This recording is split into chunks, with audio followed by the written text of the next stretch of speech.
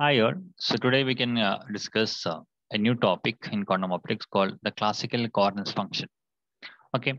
So this classical coherence function is basically depend on the theory of photo detection.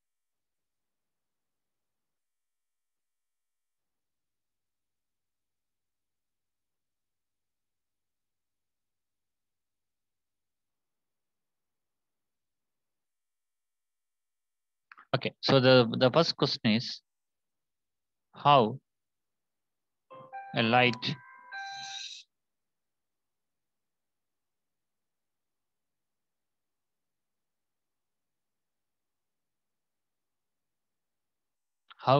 will be detected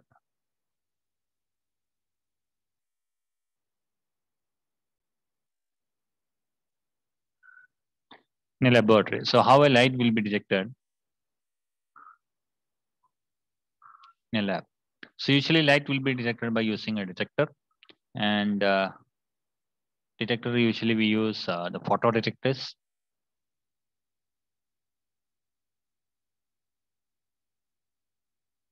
Okay, so if you have a light, it will be detector, and in the detector will convert the light into current. So how it converts light into current? Because detector will contain some material, some atoms, and whenever the light incidents on this material, it absorbs the light and emits electron, and such electron is called photoelectron, and the current is called the photocurrent. So from the fluctuation of the photocurrent, we can measure the intensity of the light. Okay, so that is the usual way we detect the light in the lab. Okay, so therefore the probability of detection of a light or of a field, so detection of classical field, will be proportional to the intensity.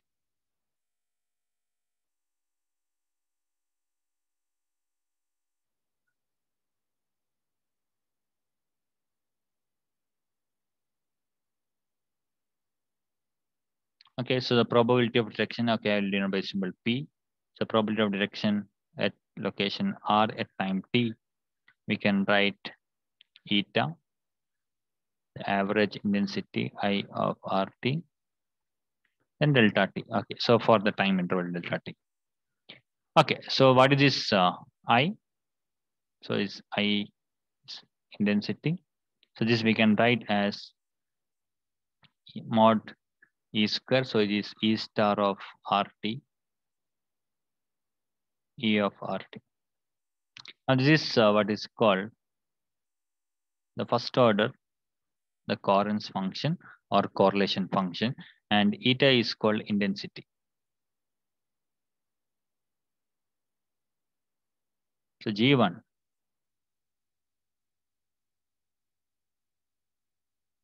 is called first order coherence or correlation function. Okay, so that means this G1, this first order coherence function, correlation function is directly the measured intensity of the light. Okay, now what is the general definition for the first order coherence? So the first order coherence or correlation functions are G1, R1, T1, R2, T2 is written as E star R1, T1, ER2, T2.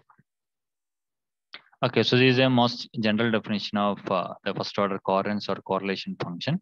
So it basically gives the correlation of field at one location, at the location of one detector, which is coming through the different route and reaches at different time. Okay.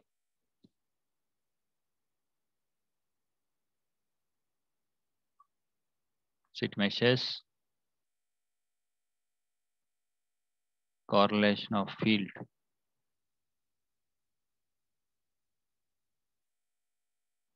using one detector. Okay, so it will be better to explain all these things using one simple example. So we can take an example of Young's double slit. So in case of Young's double slit, we'll have a source, two slits. So slit location I denote by symbol R1, R2, and there's a screen over here. So light coming from S will be passed through the first slit and will reach the detector, and some portion of the light will pass through the second slit and reach the detector. Okay, so here we have a detector.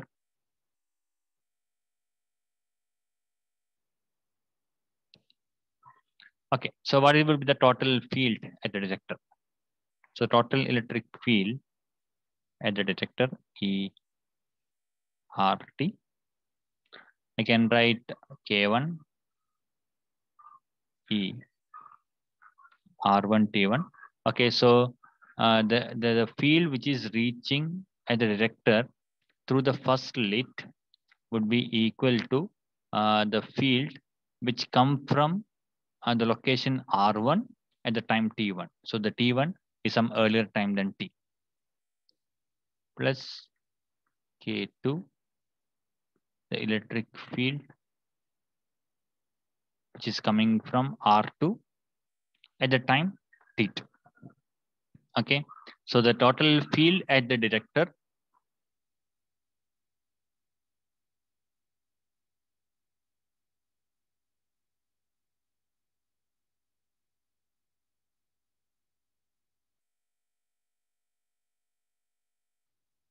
the total field at the detector at time T, we can write in this way. Then what will be the total intensity?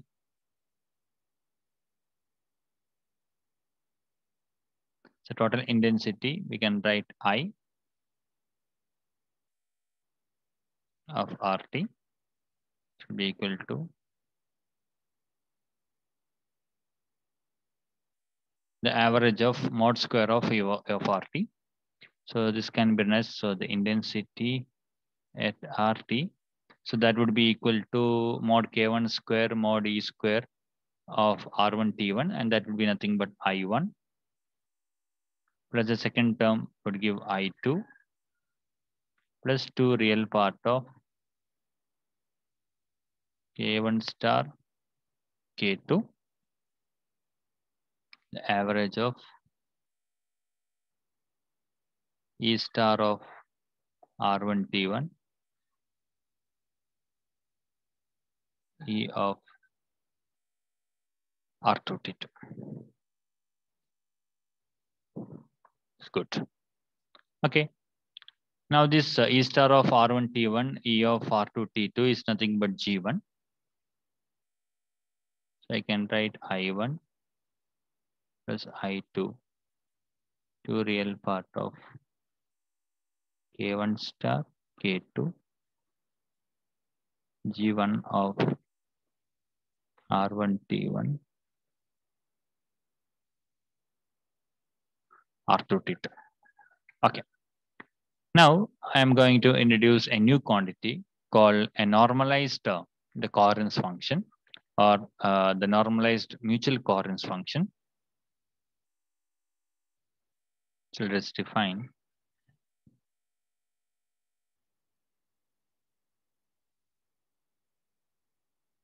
normalized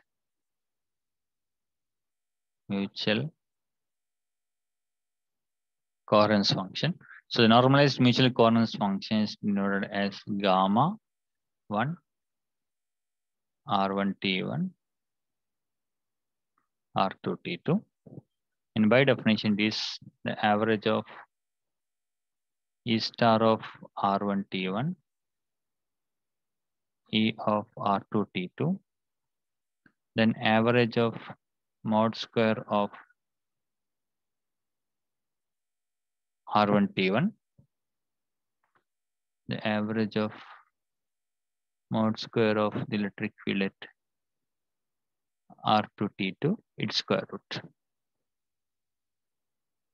So this is what is made the normalized Mitchell equivalence function. And if you look at the numerator, the numerator is nothing but G1. So G1 is simply gamma 1 square root of average of E of R1 T1 square, E of R2 T2 square. So we can substitute this expression to the previous expression here. And hence the total intensity I at RT is simply I1 plus I2, then 2 times of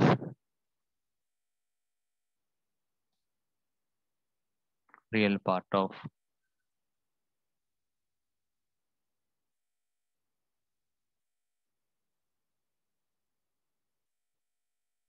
K1 star K2 gamma 1 square root of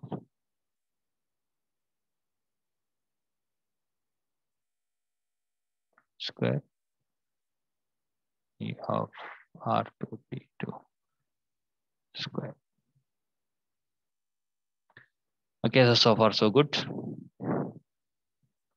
Now this can be written as I1 by mod K1 square, and it is I2 by mod K2 square.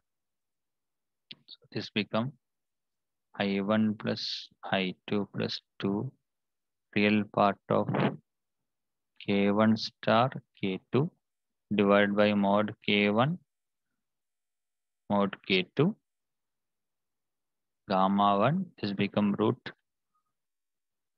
I1 I2. So root I1 I2 can be taken outside. So this will be I1 plus I2 plus 2 root I1 I2. So how we change this? Because root mod E square of R1 T1 is simply I1 by mod K1 square. So mod square root of mod K1 square is K1. So that is why we have got a denominator mod K1 here. Then the real part of this one. Now K1 star, I can write mod K1 into e raised to minus I psi 1. And K2, I can write mod K2 e raised to I psi 2 divided by mod K1 mod K2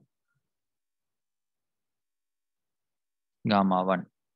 Okay, what I have done is I have expressed this complex number as its magnitude and phase. Okay, so that is the usual way of representing complex numbers. So there is no issue here. So then, so therefore I of RT now become I1 plus I2 plus 2 root I1 I2 real part of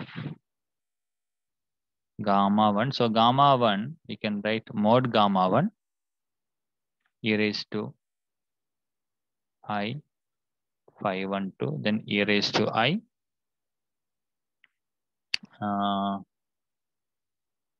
which one psi 2 minus I1 or minus I psi 1 minus psi 2. So this become I1 plus I2 plus 2 root I1 I2, the real part of, okay, so this become mod gamma 1 become e raised to I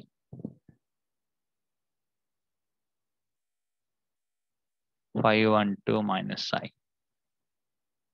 So finally, it can be written as I1 plus I2 plus 2 root I1 I2 modulus of gamma 1, it is R1 T1, R2 T2. And what is the real part of e raised to I, which is cos of phi 1 2 minus psi. Okay, so that's all about the intensity of the light on the screen at one particular point R and the time t. Now it will be depending upon, so here the third term we call as the interference term. Now interference term will not be present if this gamma 1, this mutual coherence function is 0. Okay, so this mutual coherence function decides the possibility of interference. So if mutual coherence function is there, then we'll get interference, otherwise not. Okay, so if gamma 1, so this term is the interference term.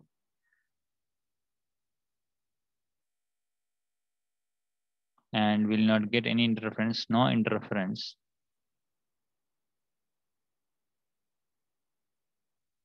If this mutual coherence function is 0. Okay, so depending upon the mutual coherence function, we can define the coherence of the light now, or the coherence of the field. So we can classify the coherence into 3 types.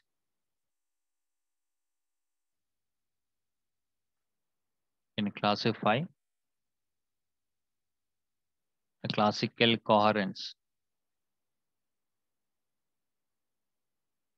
into 3.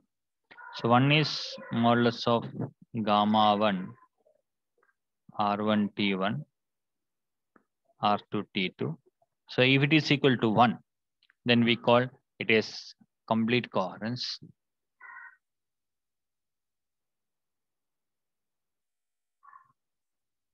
And if the mutual coherence value is between 0 to 1, then we'll call it as partial coherence. And if it is 0,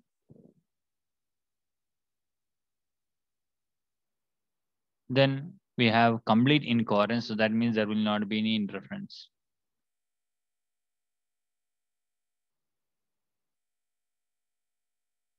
Complete incoherence. So remember this, the mutual coherence value will vary between and 0 to 1. So maximum it can go up to 1 and minimum it can go up to 0. Okay, so that is the classical theory of interference. So now we got some idea about this coherence function.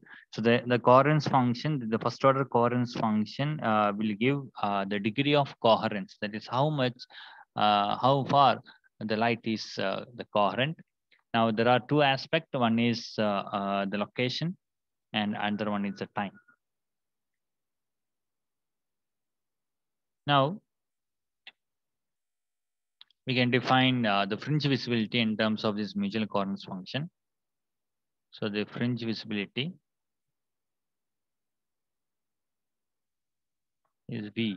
We can write I max minus I minima divided by I max plus I minima. This is called the Rayleigh criteria for fringe visibility.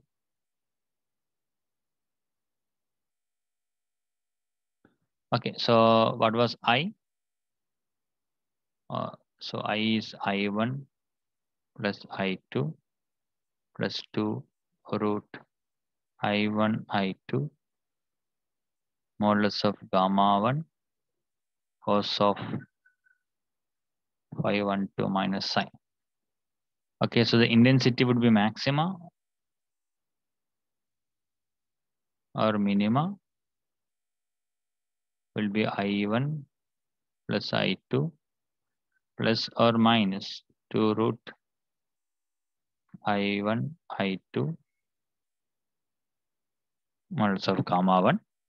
So hence the fringe visibility. So we have the maxima and minima for the intensities. So therefore the fringe visibility V would be equal to 2 times root of I1 I2 modulus of gamma 1 the function of R1T1, R2T2 divided by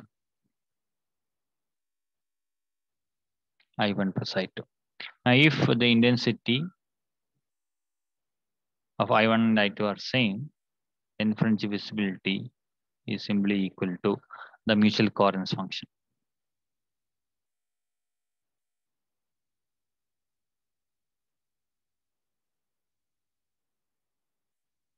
Okay, so that's all about the classical coherence. Now, mathematically, we can show that the complete coherence is depending upon the factorization. Because if you recall the classical coherence function, this is gamma 1, R1T1, R2T2. So this is equal to the average of the field E star at R1T1 and field at R2T2 divided by square root of average of E R1T1 square, average square E R2T2 square.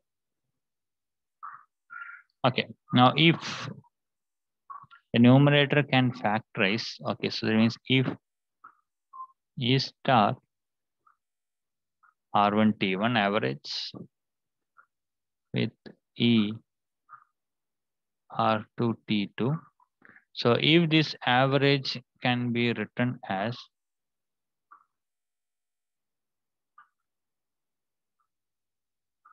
E star of R1T1, the product of average of E star at R1T1 and the field at R2T2, then gamma 1 would be 1. So that means the factorization property can be used as a criteria for complete coherence. So this is called the factorization. Okay, and we can say that the factorization property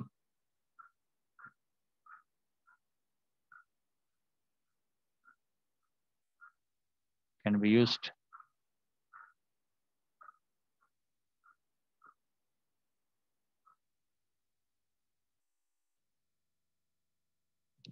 as a condition or as a criteria for complete coherence.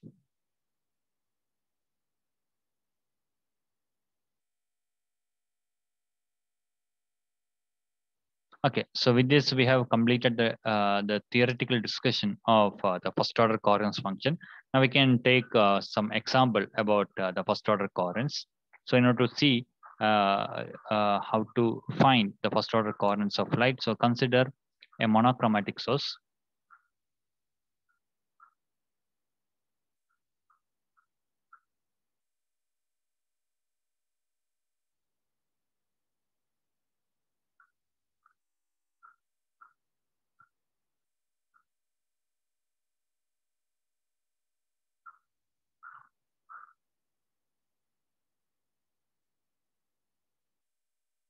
So the monochromatic source I am defining the electric field at ZT, simply E0 e raised to I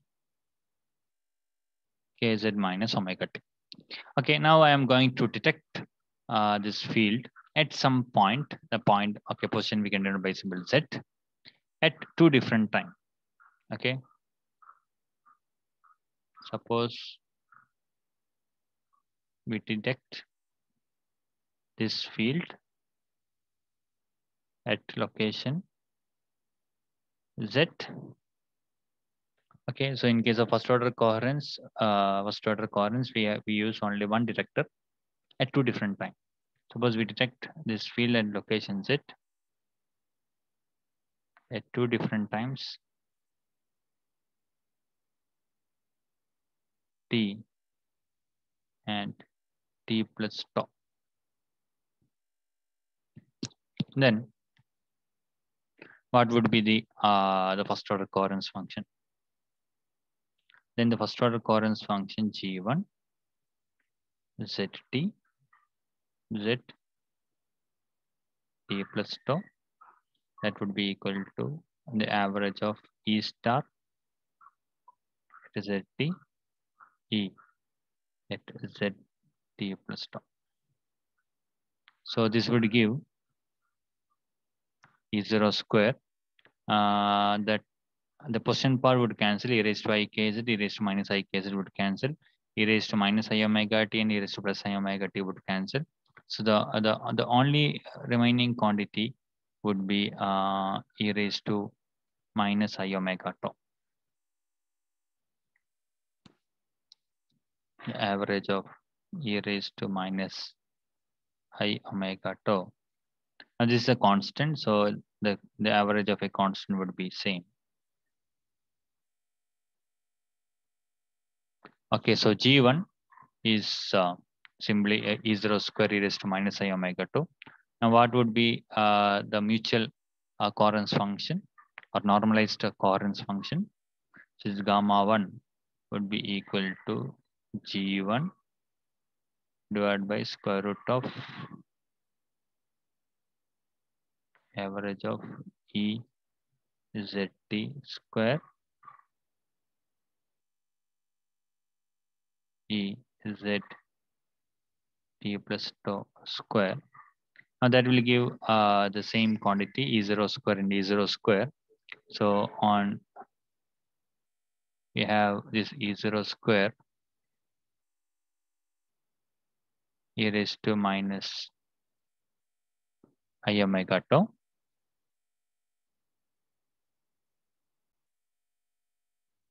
divided by E0 square, and we get the result e raised to minus I omega tau. So gamma 1 is e raised to minus I omega tau. Then what would be the magnitude of gamma 1? So therefore magnitude of gamma 1 would be equal to 1. So that means this light is completely coherent.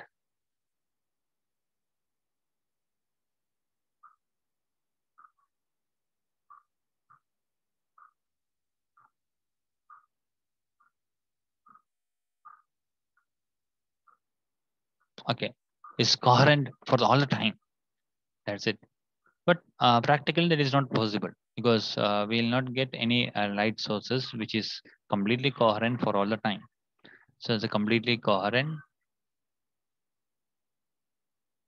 at all time. So this is an ideal situation because we will not get such monochromatic source. We will not get a monochromatic source of infinite length. So practically what happens? So practically do we have monochromatic source or not? So practically we do not have a complete monochromatic source. So practically what do we have? So if you take a light, some kind of light or discharge light, something light. Okay, so in light, if you take light, there will be many atoms inside. So this each atom will going to the excited state and it emits light. Then will go to the ground state or the lower state, so on. So whenever the atoms inside the source move from or when it de-excite from the higher energy state to the lower energy state, it emits light. Okay, so such emission is not a continuous emission. So we get light during its transition. So first once we got a transition, we get a light, a train. Okay, so we can call it as a wave train. Okay, the second, so after some time, the another atom will de-excite, we'll get another train. So we will not be getting a continuous train like this. So that is not possible. We may not be getting a continuous train of light. We'll be getting in the wave train after a break. So there will be a break. There will be a small time delay between the each wave train. Okay. Now, the phases of this such wave train may not be the same. The wave train may have the different phases. Okay, so this is the realistic model. So in case of the realistic model, the light emitted from the decay of excited atom. Okay, so this each atom when it de-excites, it emits a light or it emits a wave of some definite length. Okay, now this each wave train differs by a random phase.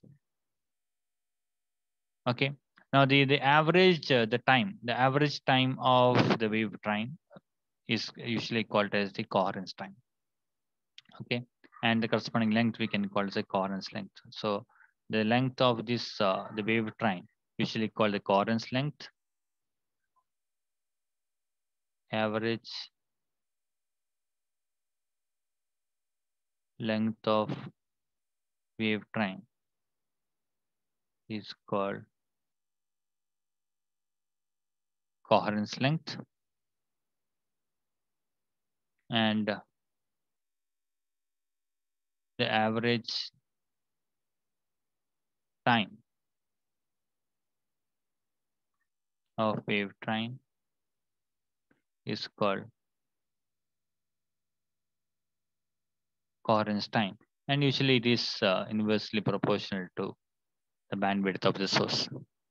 Okay, so in such cases, so usually the more realistic electric field we can write as E0 e raised to I kz minus omega t, plus there will be an additional term e raised to I psi of t. So this psi of t is a random phase. Okay, now this psi of t would be a constant for a coherence time.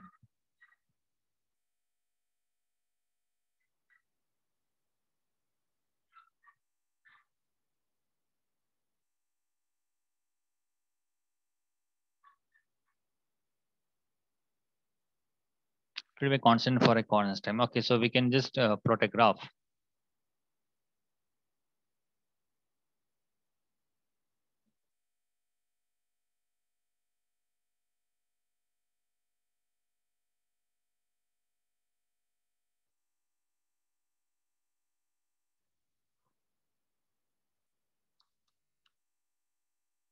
Tau, 2 tau. Okay, better put tau 0 for the coherence time. Tau 0. So the phase may vary from 0, pi by 4, pi by 2, 2 pi. Okay, maybe 2 pi. So the phase psi of t can vary from any value between 0 to 2 pi. Okay, for the time 0 to t is tau 0, it may have some phase. Then tau 0 to 2 tau 0, it may have some other phase. And 2 tau 0 to 3 tau 0, it may have some other phase, and so on. So between a coherence time interval, the field will have a definite phase. After that, the phase changes, the psi of t changes. So if that is the case, then what will happen to G1? So then if you check G1,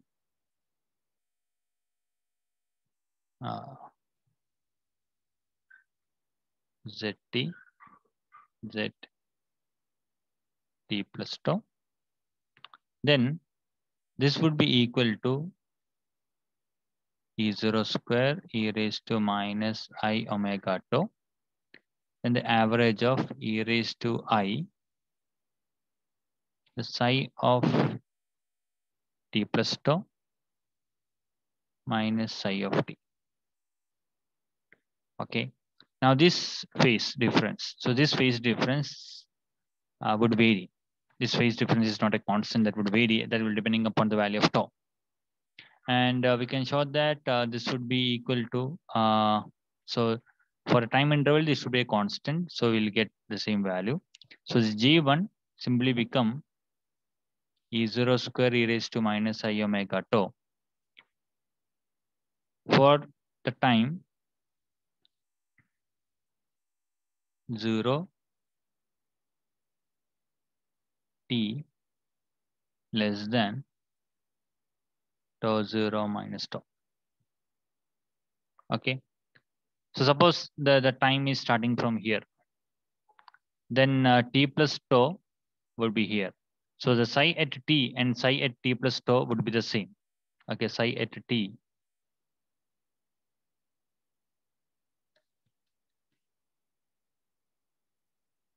psi at t and psi at t plus tau would be same, and you will get this argument 0. So e raised to 0 would be 1, and you will get only this. So when it will be differ from 0, suppose if we take the time very close to tau 0, suppose this is the time, then t plus tau would be here. This will be your t plus tau. Then psi of t plus tau minus psi of t might not be 0. It will have some value, and its average would become 0. So that would happen when tau 0 minus tau is less than tau 0. So that is a condition. Okay, so this condition can be rewritten in another words.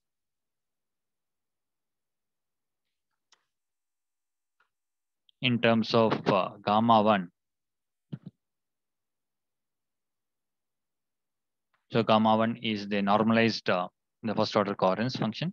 So this gamma 1 can be shown that is equal to 1 minus tau by tau 0 e raised to minus I omega tau if tau is less than the coherence time, and that would be 0 if tau is greater than coherence time. So that means within the coherence time, if the time interval is within the coherence time, then we will get the coherence or the correlation between the fields. Otherwise, it will be 0. So if the time interval is beyond the coherence time, the coherence function would be 0, and we will not get any interference by adding such fields. Okay, so that's all for now. So what we have discussed is we have discussed very detailed the explanation of the classical coherence function. Okay, we have not introduced any quantum nature till now. Okay, so here we have discussed only the classical aspects, not completely classical. We can call it as a semi-classical because we have using the term photodetector, photocurrent, and as well as a photoelectric effect and so on. So this is basically a semi-classical theory. Is not completely classical theory. So semi-classically, the probability to detect a photon is proportional to the intensity of the light. Okay, so that is the motivation behind the first order coherence function, and the first order coherence function we have written in this fashion. Okay, so this is our first order coherence function. Now, first order coherence, the most general, the first order coherence function, and the detailed idea about the first order coherence function will be getting by discussing the famous experiment called Young's double slit experiment. So, if you take a source and two slits, which is located at R1 and R2, and a detector, which is located at R, then the intensity at this location R would depending upon the field coming from the location R1 and as well as field coming from the location R2. Now these fields which reaches here may be emitted from the location R1 at some earlier time. So if we are detecting at time t at location R, it may have came from R1 at some earlier time. So that earlier time I am denoting by symbol T1. So the total electric field at R at time T would be equal to E at R1 T1 and E at R2 T2. And we have some constant here K1 and K2. So that will depending upon the path and so on. So hence the total intensity would be the mod square of this electric field, and we are taking the time average as well. So the total intensity would become I1 plus I2 plus 2 real part of K1 star K2. Then this coherence function. We can call it as a classical coherence function. And here we are going to introduce another term called a normalized coherence function or mutual coherence function or degree of coherence. So that is denoted by symbol gamma 1. It's called normalized mutual coherence function. And finally, we can express the intensity in terms of gamma 1 in this fashion. So I1 plus I2 plus 2 root I1 I2 this way. And we got this term, this last term is basically the interference term, and interference term would be 0 if this the magnitude of mutual coherence function is 0. So that means we get interference only if this modulus of gamma 1 is non-zero. So based on the value of gamma 1, we can classify three category of coherence for the field. So complete coherence, partial coherence, and complete incoherence. So we get the complete coherence when the mutual coherence function is 1, and 0 when it is 0, we call it as a complete incoherence. And if it is between 0 to 1, we'll call it as a partial coherence. Okay, and finally, we also shown the fringe visibility is also depending upon this coherence function gamma 1. And if the intensities are same, density which is coming from the both the slits are same, then the fringe visibility is simply equal to the magnitude of the mutual coherence function.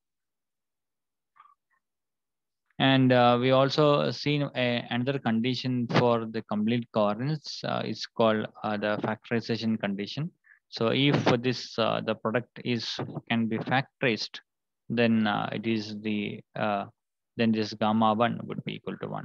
So that is the another condition for mathematical condition for the complete coherence. So once you get the field, if you check this condition, if this condition is valid, then that means that field is completely coherent.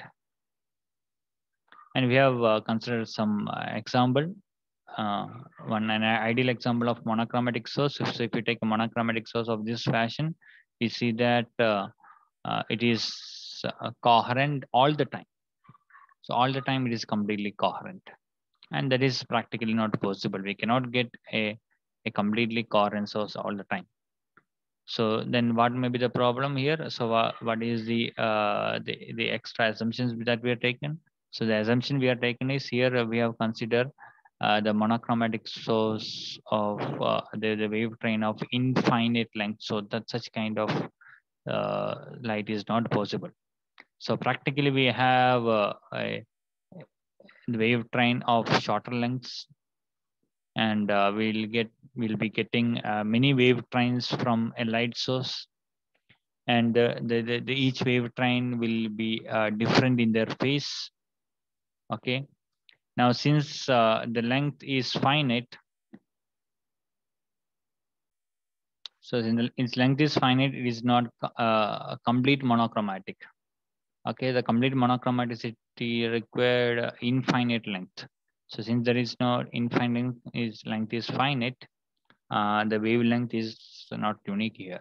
Okay, so the wavelength is not fixed, so there will be some uncertainty in wavelength. Now the average length of the wave train we call it as a coherence length, and the average time in which the light emitted by the atom is called the coherence time. Okay, now we can represent such field in this fashion, and we can calculate the classical coherence function. And the classical coherence function is no longer a constant. It varies. So for a certain time interval, it has some value, and for others some time, its value becomes 0. So the more precisely we can represent that coherence or correlation in terms of the mutual coherence function. So this gamma 1, that would be non-zero value if the time tau is less than tau 0. What is this time tau? Because this gamma 1, what we have written here is, it is gamma 1 ZT plus tau. So we are measuring, we are taking the correlation of the field at two different time, which is separated by a time period of tau. So tau is the time interval between the field measurement. So if that the measurement or if the time interval is less than the coherence time, then we'll get some kind of partial coherence, and otherwise it is zero. Okay, so that's all about the classical coherence function, classical correlation function in detail. So in next class, we'll be discussing about the quantum nature of such coherence function. It's called the quantum coherence function. So thanks for watching this video. So in the next class, we'll be discussing quantum coherence function. See you then.